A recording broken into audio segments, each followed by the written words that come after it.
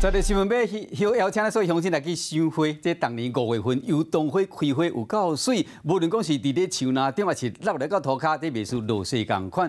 这所以讲又叫做5月雪，是讲今年呢欠水，雨水无够。中华油桐花提早开花，伫分园的这个跳水古道、甲八卦山边附近，这花已经开差不多8成。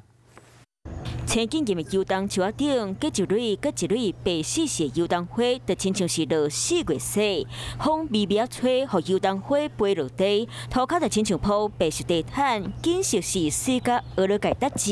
入口上来大概前20分钟是最多的。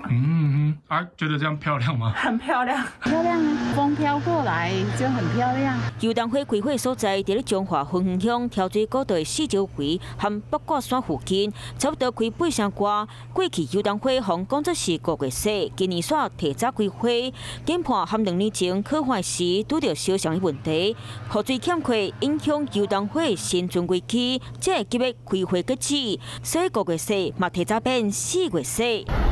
春天百花开，台中武林农场萨库拉开甲真水，色水深浅，叮叮塔塔。 就亲像是新娘花同款，那这是特殊品种，普遍上香。花哪一个开，就特别喜气。我很压抑的，在樱花季过后，还可以看到这么美丽的樱花普贤相依。其他的樱花都差不多开完了，它才盛开，非常的漂亮。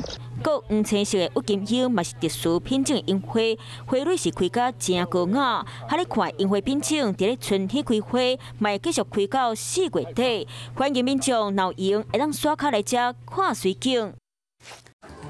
华视新闻看起来，赶快订阅我们的华视新闻 YouTube 频道，欢迎按赞、订阅、开启小铃铛，最新最及时的资讯要提供给你。